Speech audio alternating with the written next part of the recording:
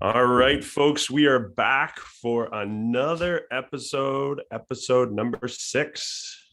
And today we are getting into the number one fear that is holding most people back. This is the number one fear that I've come across in the past 10 years of understanding and knowing this. This is the number one fear that I find affects people in so many areas of their life that they may not even be aware of until maybe today. So we are getting into the fear of rejection. The fear of rejection. And what I was telling Andrea before we got on the podcast today, and I said, we started talking and she was like, let's go, just press record. Let's see. And I agree. I mean, a lot of times we're trying to, just like we talked about in episode 1, we're trying to make it perfect and we're trying to do all those things, but we're going to have an amazing conversation about this today more than anything. And I'll give you some insights of what I've learned about the fear of rejection over the past 10 years and how it was my number one and I didn't even know it. So let's just break down where this comes from. Like this is something that's embedded in us as human beings, because if we think about how it used to be, we were tribes, we were part of tribes, right? And if you were rejected from the tribe and you had to go at it on your own, that equaled death. Like that was a problem. So it's something that we still to this day have part of us. It's still part of our mentality It's DNA, really. It Don't you is. think? It It's really it's is. literally woven into our DNA because we are animals Yeah, and it's just part of who we are. for sure. For Yeah. sure. And so there's that initial piece, right? From the moment you're coming onto this planet. And then we also have experiences happen to us, which create perceptions and interpretations that we need to be careful to not get rejected because something bad may happen. So let's dig into that. So That's ultimately, my fear of rejection story all started with learning disabilities. I had a lot of learning disabilities growing up, and I created my saboteurs, which one of my main ones is the hyperachiever. And this was, if you do more and more and more and more and more, then you will be good enough and you will be accepted. And I, of course, didn't really know I was doing this until I burnt out, until I burnt my gym to the ground, metaphorically, and just and just things just fell apart, and I didn't really understand it. I didn't understand that I was chasing this the whole time. And when we think about the fear of rejection, the number one fear, like if you went in on Google and you Google this, the number one fear on the planet is the fear of public speaking. Now, if we break that down to its purest form, it is really just fear of rejection. How did you feel about public speaking when you first, like, what was your thoughts growing up on public speaking? um could never Yeah. because I'm the youngest of 7, so I didn't get to speak. I was listening more than I was speaking. Totally. Okay. So that was definitely not anything that I ever thought that I could or would do in my life. So it's Yeah. funny how growth changes things. Yes. Irony, right? Yes. um, so, and I think you have a really unique perspective too, being one of 7. And like I was a middle child, I was the second one in line. So my youngest brother is similar, where he was very quiet most of his life, pretty much to this day, until you get some drinks in him, he'll get up and go. But it's interesting that that's kind of that's also where you fall in your role in your family as well. That may be indoctrinated also. Oh, I agree. Right. The So, pleaser. Is he a pleaser? uh, not necessarily. He is a listener, and he's very good at listening, perceiving, and interpreting. And he's super smart. He's the engineer in our family. Interesting. So he does like that. That's the way his brain works. He's trying to Mhm. figure it out. So he's listening to figure it out. He may tell you different. That's So funny. it's just really interesting when we break down the fear of rejection and Mm, why we're talking about it today. So I'm talking about it today, and I said this was one. I really wanted this to be the next one to Andy because I feel like it affects so many areas of our life. And like I said, you might not even know it. So I'm going to give you all some examples today, and mm. then you can say, oh, It's maybe it, that is. it's really one of those things. We've talked about fear, and we've talked about, the obvious fear of change, right? We Mhm, talked about that earlier on. But this is one of those fears that really flies under the radar. totally. And it actually flies under the baseline of fears, because Mm, when you just said the fear of change, if you think about it, why don't you want to change? Because mhm. what if you do something wrong? What if it doesn't work out? What if rejection? What if? Mhm, Right? So mhm, it is the underlying fear for a lot of people. mm. And when we think about a lot of people, they're trying to just go with the flow, especially like when we think about like high schoolers is a perfect example. Most of the time in high school, you're trying to seek connect your two main emotional needs for a lot of high schoolers is connection and significance, like trying to connect with others and trying to find your place and like, where do I stand in all of this? And as you get older, emotional needs can change in your hierarchy of emotional needs, which we'll do, of course, a whole nother episode on. And we are thinking about what ultimately this fear of rejection leads to as we get older. So we may not be getting into relationships that could be potentially amazing relationships because we're afraid of being rejected. So like that's probably the most prevalent one. So it's funny. I was just with my sons at a soccer game, and my older son and I were talking about the podcast, and I was telling him what we were going to be discussing today. And so we were just chit chatting about it a little bit, and he was asking me questions I love about it. my story. And I said, Yeah. well, it's funny, when I was in college, I've always had this innate, and any hairdresser that has done my hair has heard this. I always wanted to be a hairdresser, Mm. right? Why And didn't I you, had Andy? and right, and I had an opportunity. Uh, I had an opportunity, and I thought, what will my parents will think I am a failure. They will think Mm. I'm not smart. People will think I couldn't handle college, even though that was what I really like. It was in my belly. I was explaining to Trev. I said, it's that stuff that's in your belly that you just know that you know that you know, Yeah.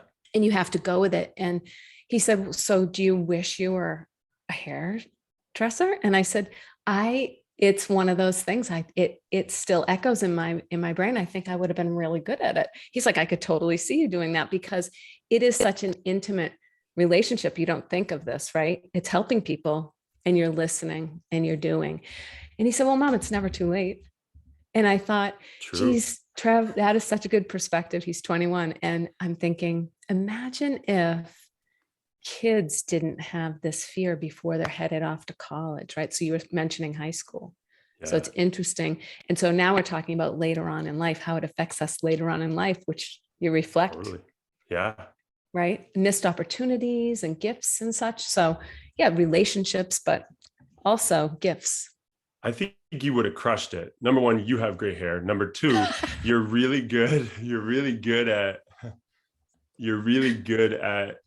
talking to people. I mean, when I first met you at the gym, a lot of people would come to the gym and they would just talk with you. So you're really good at just talking with people. And I think Listening. one of the one of the best skills as that really good hairdressers have is that ability to listen and have conversations. And it's that connection that you have with that person. It's a big thing. Mm. It's a big thing.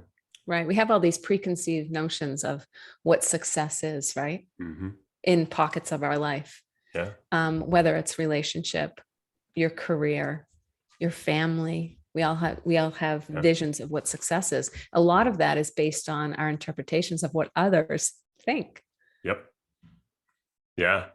Fear of rejection. So Fear of rejection. it keeps coming back to this, Yeah, folks. it does. Right. So, and I know it seemed kind of weird, like this, like, because when you said, what do we want to do? And I said this, and you were like, interesting.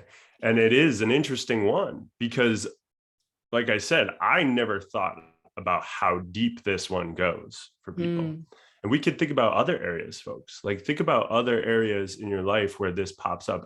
I know when I'm working with people in business, when I'm helping my business clients improve their business, like, it runs rampant. It's like, oh, I don't want to go live. I don't want to put content out there. I don't want to reach out and connect with people because I'm worried I'll come across as salesy, blah, blah, blah, blah, blah, blah, blah, blah, blah. Right. It's so massive in that world. Like, it's so massive in that world. And then you can let's go to the health world real quick. So the health world, I see it so much, right? Like, I don't want to speak up at the restaurant when I need an alternative to a food because I know this food hurts me or it's not meeting my goals. But yet the pleaser pops up, right? So it's either trying to please others. And that's kind of like another way it shows itself. Like, you're spending 95% of your energy trying to please others or avoid rejection, right? So it is, that's one way. Another way is, any of you have food pushers in your life. So food pushers is somebody that's like, you need to try this, you need to eat this, oh, it tastes so good, blah, blah, blah, blah, blah. And yet you're like, I'm trying to do these things for myself and I'm trying to avoid eating that. And yet, when you say no, that person can take it very personal because for them, a lot of times we share love through food. Like, and it's like, I always think of my good buddy growing up. He was very Italian, and I would go over to his house on Thanksgiving because if you've ever been to an Italian Thanksgiving, it is awesome because there's all the regular Italian, all the regular fixings that you would have, but there's also like gnocchi and like lasagna and all these other things. And like, you have to keep eating. Like, it's like, I remember his grandmother would always, just keep feeding me and just keep it going because we share love through food. I mean, there's whole holidays built around sharing love through food. So what happens is a lot of times we're afraid of rejecting those people, but also fear of rejection from them as they're trying to have us eat a specific way. So you're really compromising. You're compromising to help others at a detriment to yourself. So you're really putting yourself second. Now, this can get really, it's a very fine line here between being selfish and taking care of self. Yes. Okay. And it's really about the connection when you're with somebody else. You so badly, you want acceptance, you want love, you want to feel like you belong, you want validation. And then that connection is ultimately what you want. And so the fear of not connecting, right? Because that is life. Yeah. So it's, we're running towards, we're more focused on that fear of rejection than we are towards connecting. Yep. So if we can maybe swap that. Well, it also, like, I think one of the things you said that was really huge there was the compromise piece, right? We're compromising our standards and our boundaries. A lot of times people are compromising their standards and their boundaries to get a result. If we think about in relationships, how many times do people settle in relationships that maybe aren't really a correct fit for them? I mean, the divorce rate in America kind of proves that. Sure. Right? There's it's like 52%, I believe, at this point. And it's because we we just want this connection so much. So I think a great thing for everybody to do as they're going through this and starting to examine, where in your life are you fearing rejection or Right. being a people pleaser? Like, where are you doing this? And and why? Right. And Why is this happening? are you not, are you not taking the risk to get to the next level in whatever that area is for you? If you're not taking those risks because of your fear of rejection, just being aware of that and just being totally cool with yourself about it, and accepting it, because that's really the gate to change. Mhm. Right? We talk about that all the time, the Yeah, awareness piece of it, right? And it, yeah, is it gonna maybe sting a little bit? And a lot of times we'll run away from even that, right? We'll just kind of, we'll say, oh, no, no, no, no. No, I'm not worried to- about that. yeah, yeah. Well, I think also, to get even deeper in this, is that a lot of this is subconscious. A Hmm. lot of this stems from times in your life. And I learned this when I started doing a lot of more rapid transformation therapy with people. I learned that a lot of the stuff that people that they're avoiding the fear of rejection because of moments in their life when they were younger, when they were rejected. So Hmm. it created this thing, this belief. And then, of course, the belief created stories, and the stories created habits. And the habits are ultimately what's dictating our results. Hmm. So it's a lot of time happening at a underlying level that you are probably not even aware of. Right. So, and then of course, what do people do? They beat themselves up. Why do I keep getting in this relationship? Why do I keep eating this food? Why do I keep not doing the business things that I need to do? Like, whatever it is, like, and they're starting to judge themselves, Hmm. when we need to take a step back, a little bit of discernment, understand that this isn't you. This is a subconscious habit, and it is something that can be changed. It can be shifted. And it starts with the awareness.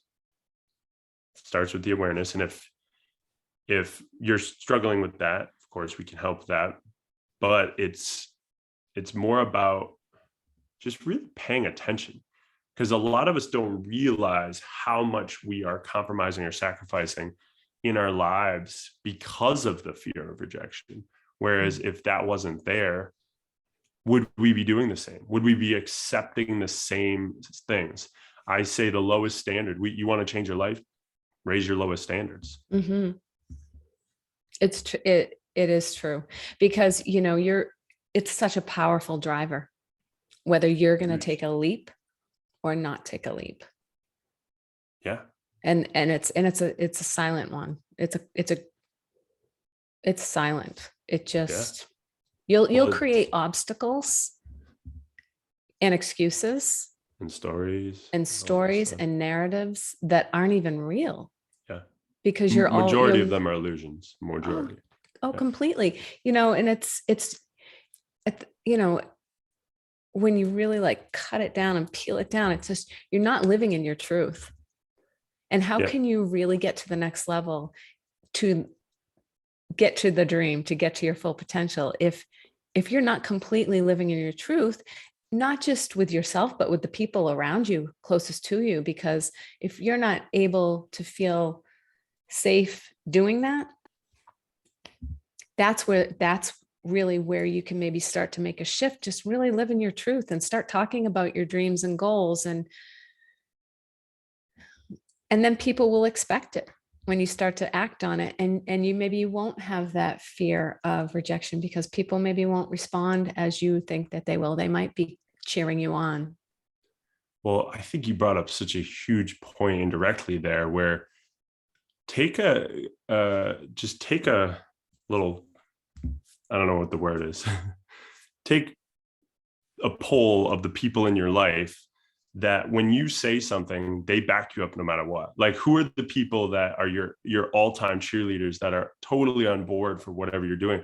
And how many of those people do you have in your life? And how many people do you have saying, no, you can't do that. I had a friend that did that, didn't work for them. You shouldn't do that. What were you thinking? Like, how many energy vampires and toxic people do you have in your life? And like, there's three kinds of people. There's what I call life lighters or bucket fillers. This of course could be a whole nother episode as well. And then there's what I call, and those are the people that just like raise you up and light you up. And when you leave them, you just feel good. And then you have, I call them null setters. They're just kind of like or finers. They're just kind of those people in your life that they're not really adding anything to it, but they're not necessarily subtracting anything. It might be the person you're sitting next to at your job. They're just, Right. they're not necessarily doing either or. And then there's those people that when you leave them, you're like, I need to take a nap. That was exhausting, just being them. And there's an acute or a chronic piece to that. So if it's more, I'm talking specifically about those chronic individuals, and how many of those people do you have in your life? And is that a lot of the reason why there's a deep-rooted fear of rejection? Because there's so many people in your life that are toxic to your growth as a human being. It's funny, Matt. And so, yes, I'm divorced, and we talked about divorce a little bit. And it's so funny because I look back at pictures of periods of my life, and this is a great way for people to kind of get a pulse. And I noticed that when you are around people in an environment where there is growth, where you do feel alive, where you are taking risks, where you are stepping out, and you feel safe about it in being who you really are, you look at a photograph, that's not going to lie. You won't even recognize yourself. And it's really, really a cool thing. So I'm going to suggest that people actually look back at some photos, maybe when you achieved something or felt proud of yourself, or, conquered a goal. Totally. Look at that and look at how you present yourself. Yeah. That's what you. And I think, oh man, that's so important, Andrea. That's so important. It's finding confirmation in your life that it's the, even when you've been rejected, that things ended up being better on the back end, right? Like, so it's okay. And I think this is a great segue, and I don't know how comfortable you feel digging into this, but I mean, you're divorced. Right. That's a reality. So what was your take and feelings around, I mean, after you are literally rejected in that moment in time? Right. I mean, I was there with you when that, during that time frame, and it turns your world upside down. Oh, it rocked me. Yeah. I might cry. It rocked me. It was awful. And I don't think that there's a person that goes through divorce that doesn't feel that way, because you feel you've lost the biggest connection. I have children. And so of course, you have that connection with your kids, but you lose that connection with your person, and you feel all of those, it's fear of rejection on a level that you just don't want your worst enemy to feel. Yeah, I think it's the biggest fear of, it's probably the biggest one, right? Yes. At the same time, it forces you to step out, and it forces you to take risks, because you have no other option. You have no safety. So I would venture to say that most people, when they are going through divorce, they go through, it's almost like a rebirth, and you have all these second chances. You don't, it's kind of hard to say that, because you're going through loss while you're growing at the same time. It's bizarre. But yes, you get on the other side, and you realize all the things that you can do. Yeah. And when you're living in it, though, like, it doesn't seem like a gift in the moment, I'm sure, like, at all. No. God, right. no. If anybody told you that, you'd be like, stop it. I don't want to hear that. And yet on the other side of it all, where you are now, looking back, what do you feel like the gift in what we would consider probably the ultimate rejection, right? Like, what would you say is the gift in that you found to be valuable for you, or a lesson that you've gotten out of it? Mhm. So I would say that I'm pouring into myself instead of others, Mhm. and I'm not compromising at a detriment to myself, because I was living that way for a really long time. And I wouldn't be who I am today, that's for sure. Yeah. Yeah. I'm grateful. I am grateful. I'm grateful for that time in my life. There was a lot of gifts in that, but yes, there was a lot of compromise and people pleasing and not living in my truth for a Yeah. lot of years. Yeah. Mm, pretty crazy because yeah. It is. And it's really, it's just big pivotal shifts that have occurred, you know, like Yes. we, would you be here right now doing what we're doing? Would you be in the space that you are growth wise? Would you, there's a Mhm. lot of those what ifs. Right. So because we were in the same industry and we owned the gym together, he was the front guy and I was the back end girl. I was the girl behind the scenes. I was the girl behind the desk. And now I'm the front girl. And I Yeah. never would have thought that I had the capability or the skill set or the energy or the know-how or the confidence to be the front girl. And here I am. Here I am. That's, I I'm just got sweating. tingles all through my I'm body. sweating. You're sweating. I'm getting Rudy tingles. Like, I just think that's such a power, like that is so unbelievably powerful Mm, that everything about that is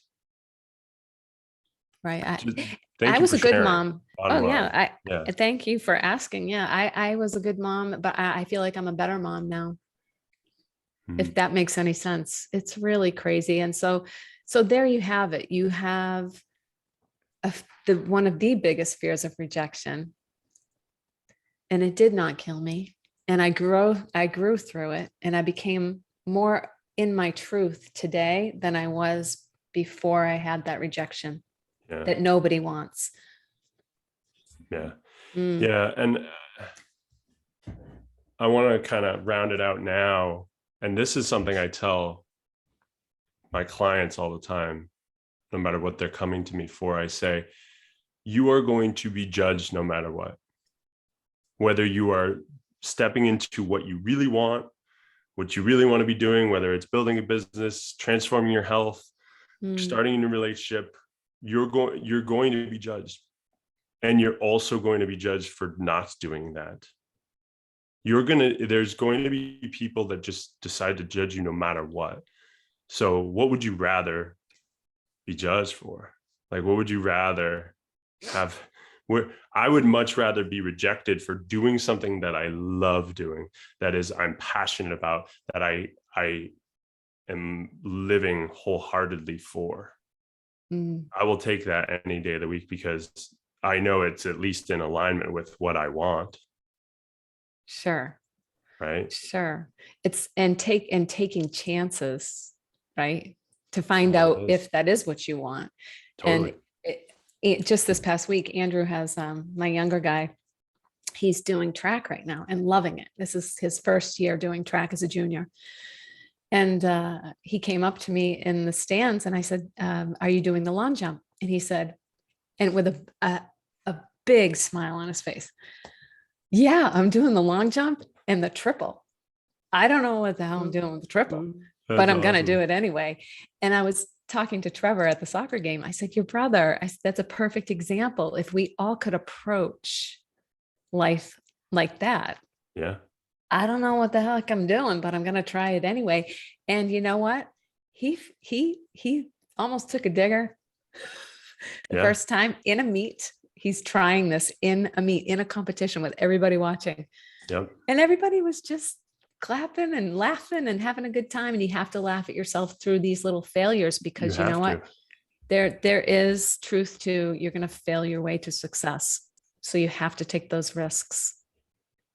I want to drop a quote right now, and then we'll round it all out and give the takeaway. So I heard this quote the other day. You want to know the difference between a master and a beginner? The master has failed more times than the beginner has ever tried. So the people that are really successful in this world and getting what they want and living the lives that they want to live, they're people that have just embraced the failure and the rejection, like have just stepped into it and are like, you know what, this is part of life. This is just what's going to happen. And, you know, when I was looking that up, it came up that Yoda said that, but I don't think Yoda actually said it. I think this was before Yoda. I think so. So I'm not going to put it all in Yoda's blocks, but I just feel like there's so much power here, folks, when you, and I think a big takeaway is just get comfortable knowing that rejection is coming. It's going to happen at some point in your life. And if you're spending your whole life trying to avoid it, you're going to spend a lot of energy and time wasting on something that you don't even like. You're focusing on the problem rather than solution. Right. It's beautiful. So what do you feel like the takeaway action is for this? So how about challenging people? You know, what would you do if you knew that your next action that you took towards your goal or your dream was actually going to gain better connection, love, validation, acceptance, and belonging? Mm-hmm. And that absolutely could be that. And that's such a great way to think about it. That's where that you just took it and you were like, this is, what if you're focusing on the what if positive, which is beautiful. Take one step. Yeah. So bottom line is Andrea's salon will be opening up in the fall. So you can all come down for the grand opening when that happens. That's awesome. So folks, if you got some benefit from this, if you felt like this helped you, please feel free to share it. Go on wherever you get your podcast and give us an honest rating, how you feel like it's helping you. And yeah, we look forward to continuing showing up and helping you achieve your true potential and what you're looking for in life, and releasing that weight and ultimately rising. And that's going to be part of letting go of that rejection piece, right? So I hope you have a fantastic rest of your day, and we'll see you on the next episode.